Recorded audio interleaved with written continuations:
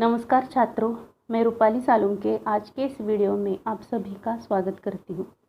आज हम हिंदी युवक भारती कक्षा 12वीं इस पाठ्यपुस्तक में से व्याकरण विभाग के अंतर्गत आने वाले अर्थालंकार इस अलंकार के भेद का अध्ययन करेंगे। सर्वप्रथम हम अलंकार किसे कहते हैं और अलंकार का अर्थ क्या है इसकी जानकारी लेते हैं। अलंकार का अर्थ है आभूषण। आभूषण अर्थात गहना। जिस प्रकार स्वर्ण आदि के आभूषणों से शरीर की शोभा बढ़ती है, उसी प्रकार जिन साधनों से काव्य की सुंदरता में अभिवृद्धि होती है, वहाँ अलंकार की उत्पत्ति होती है। काव्य की शोभा बढ़ाने वाले कारक, गुण, धन अथवा तत्व को अलंकार कहा जाता है। मुख्य रूप से अलंकार के 3 भेद हैं। पहला भेद है शब्दालंकार, दूसरा भेद है अर्थालंकार और तीसरा भेद है उभया अलंकार। शब्द और अलंकार, इन 2 शब्दों से मिलकर शब्दालंकार ये शब्द बना है, जिसमें अर्थ की अपेक्षा केवल वर्ण चमत्कार को ही प्रधानता दी जाती है, वहाँ शब्दालंकार की उत्पत्ति होती है। यह शब्दालंकार अलंकार का भेद हमने 11वीं कक्षा में पढ़ा था, इसका अध्ययन किया था। अब 12वीं कक्षा के लिए अर्थालंकार, यह अलंकार का भेद अध्ययन के लिए है। अर्थालंकार की परिभाषा इस प्रकार है: जिस अलंकार में अर्थ के माध्यम से काव्य में चमत्कार उत्पन्न होता है, वहाँ अर्थालंकार होता है। अलंकार का तीसरा भेद है उभया अलंकार। जिस काव्य पंक्तियों में शब्दालंकार और अर्थालंकार ये दोनों अलंकार मौजूद हो, वहाँ उभया अलंकार की उत्पत्ति होती है। लेकिन प्रधान रूप से अलंकार के 2 ही भेद माने जाते हैं, शब्दालंकार और अर्थालंकार। 12वीं कक्षा के लिए अलंकार का अर्थालंकार यह भेद है अध्ययन के लिए।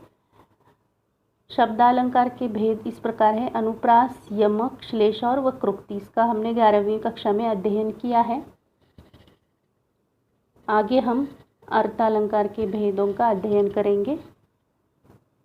अर्थालंकार के प्रमुख रूप से 5 भेद हैं: रूपक अलंकार, उपमा अलंकार, उत्प्रेक्षा अलंकार, अतिशयोक्ति अलंकार और दृष्टांत। सर्वप्रथम हम रूपक अलंकार की परिभाषा तथा उसके उदाहरणों के माध्यम से यह अलंकार का अध्ययन करेंगे। रूपक अलंकार की परिभाषा: जहाँ प्रस्तुत अथवा उपमेय पर उपमान अर्थात अप्रस्तुत का आरोप होता है, अर्थात उपमेय या उपमान को एक ही मान लिया जाता है, वहाँ रूपक अलंकार होता है। उपमेय और उपमान को अभिन्न माना जाता है इस अलंकार में। हम सर्वप्रथम उपमेय और उपमान ये क्या है इसकी जानकारी लेते हैं। उपमेय अर्थात जिस वस्तु या व्यक्ति के बारे में बात की जा रही है या जो वर्ण का विषय है, वो उपमेय कहलाता है।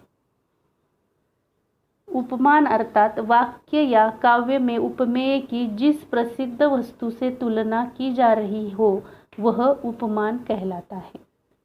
तो यहाँ पर हमने देखा कि प्रस्तुत पर अप्रस्तुत का आरोप होता है या दोनों एक ही मान लिए जाते हैं, वहाँ पर रूपक अलंकार होते हैं। उदाहरण हम देखते हैं।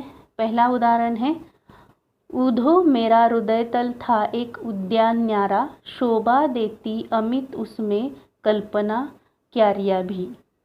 तो इस उदाहरण में उपमेय हृदय है और उपमान उद्यान है, दोनों को एक ही माना गया है। यहाँ पर जो गोपियाँ है वो कृष्ण का मित्र उद्धव को बता रही है कि हमारा जो हृदय है वो उद्यान ही है। तो यहाँ पर इन काव्य पंक्तियों में रूपक अलंकार की उत्पत्ति हो रही है, अतः यह उदाहरण रूपक अलंकार के अंतर्गत आएगा। अगला उदाहरण है: पायो जी मैंने राम रतन धन पायो। यहाँ पर उपमेय राम है और उपमान रतन है। इस उदाहरण में राम रतन को ही धन बताया गया है, मतलब राम ही रत्न है, धन है, ऐसा बताया गया है।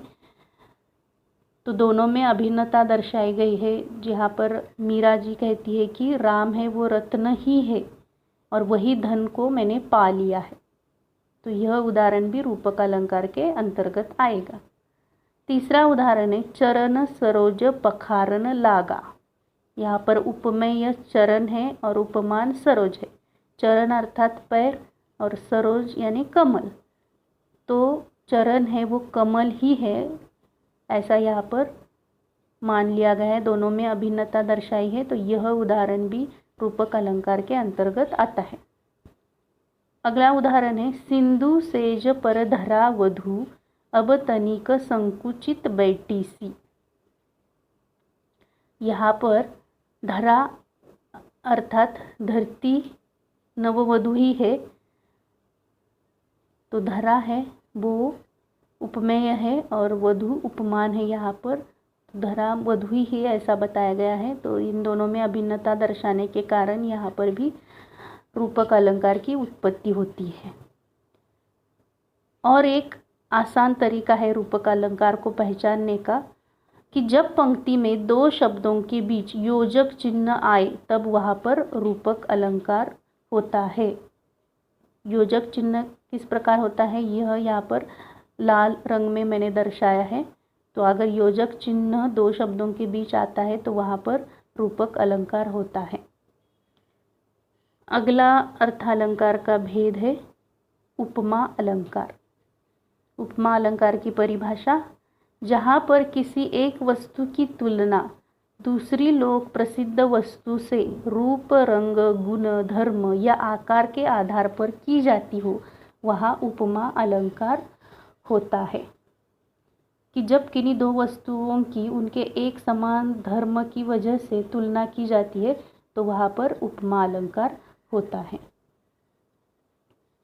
उदाहरणों के माध्यम से इस अलंकार को हम जान लेते हैं। पहला उदाहरण है चरण कमल सम कोमल। क्या इसमें कहा गया है कि उपमा अलंकार में तुलना की जाती है, तो यहाँ पर चरण है वो कमल के समान कोमल है, तो इन चरण और कमल इन दोनों की तुलना की गई है यहाँ पर, तो यह उदाहरण है वो उपमा इस अलंकार के अंतर्गत आएगा। दूसरा उदाहरण हम देखते हैं राधा वदन चंद सो सुंदर। तो यहाँ पर राधा के मुख की तुलना चंद्रमा से की गई है कि राधा का मुख है वो चंद्रमा के समान सुंदर है, राधा का चेहरा है वो चंद्र के समान सुंदर है, तो इन दोनों की तुलना की गई है, अतः यह भी उदाहरण उपमा अलंकार के अंतर्गत आएगा। तीसरा उदाहरण है जीव बिन देह नदी बिनु वारी तैसे ही अनाथ पुरुष बिन नारी। कि जिस प्रकार प्राण बिना देह है, नदी बिना वारु है, वैसे ही अनाथ है। कौन अनाथ है, तो नारी अनाथ है पुरुष के बिना।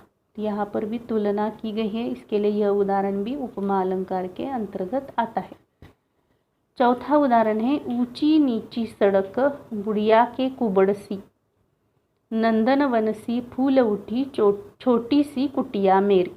यहाँ पर सड़क और जो ऊंची नीची सड़क है उबड़ खाबड़, उसकी तुलना बुढ़िया के कुबड़ सी की है कि बुढ़िया का जो बूढ़े लोगों के पीठ पर एक बाग सा आता है, तो उसकी तुलना इस सड़क से की गई है। ऊंची नीची उबड़ खाबड़ जो होती है सड़क, उससे तुलना की गई है। और दूसरी पंक्ति में नंदन वन सी फूल वटी है छोटी सी कुटिया मेरी, तो कुटिया और नंदन वन जो बगीचा होता है उसकी तुलना यहाँ पर की गई है। तो यह भी उदाहरण, ये काव्य पंक्तियाँ उपमा इस अलंकार के अंतर्गत आएगी।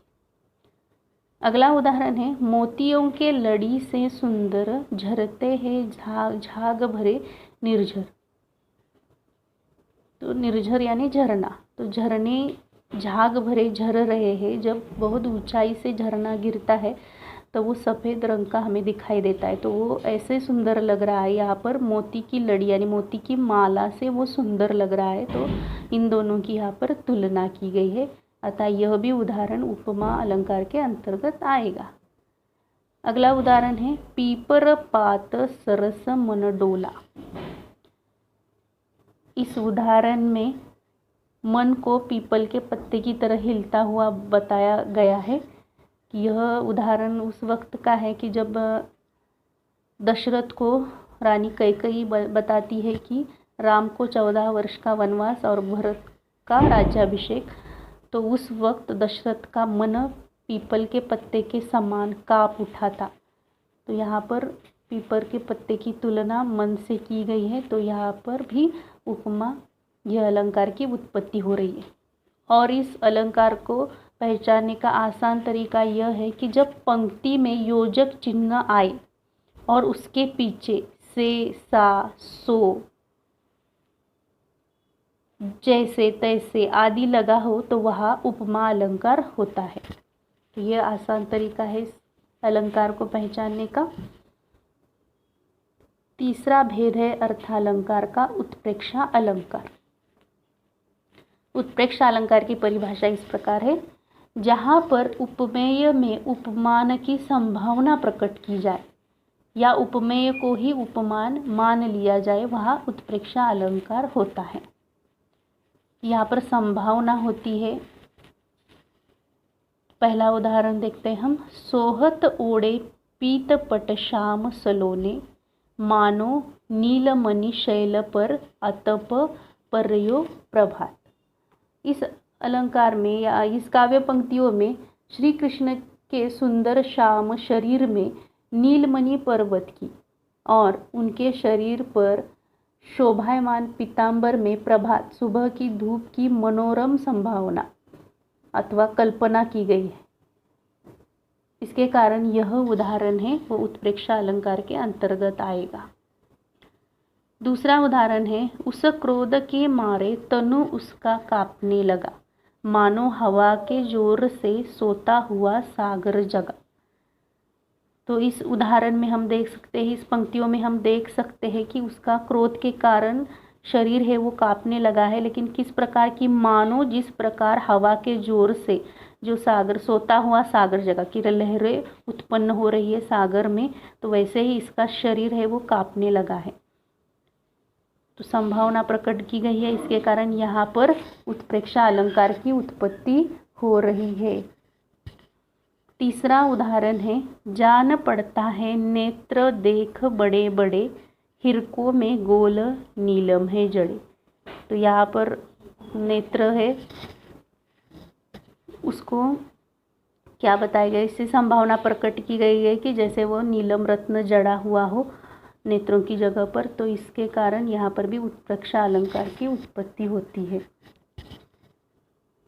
चौथा उदाहरण है, झूठे जानी न संग्रही, मन मुह निकसे बैन, याही ते मानहु किए, बातनु को विधि नय। इस उदाहरण के बैन इस शब्द का अर्थ है वचन, संग्रह इस शब्द का अर्थ है संचय करता है, याही ते मतलब इसलिए, और विधि अर्थात ब्रह्म। तो यहाँ पर कवि कहना चाहते हैं कि मुंह से निकले हुए वचनों को झूठा समझकर मन संग्रह नहीं करता, प्रमाण नहीं मानता, तो मानो इसी कारण हृदय की बात करने के लिए ब्रह्मा ने नेत्रों के इशारे बनाए हैं। तो यहाँ पर उत्प्रेक्षा अलंकार की उत्पत्ति हो रही है। इस अलंकार को पहचानने का आसान तरीका इस प्रकार है कि जब पंक्ति में मानो, मनु, मनुहु, जानो, जनु, जनहु आदि शब्द आए तब वह उत्प्रेक्षा अलंकार होता है। अगला उदाहरण है, अगला अलंकार है अतिशयोक्ति अलंकार। इसकी परिभाषा, जहाँ पर लोक सीमा अथवा लोक मान्यता का अतिक्रमण करके किसी विषय का वर्णन किया जाता है वह अतिशयोक्ति अलंकार माना जाता है। यानी जिस उदाहरण में या जिस काव्य पंक्तियों में बढ़ा चढ़ाकर वर्णन किया जाता है किसी प्रसंग या वस्तु का, तब वहाँ पर अतिशयोक्ति अलंकार होता है। उदाहरण देखते हैं हम।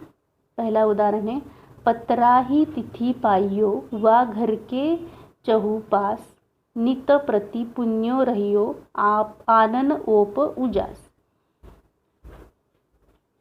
तो इस उदाहरण के पत्रा इस शब्द का अर्थ है तिथि पत्र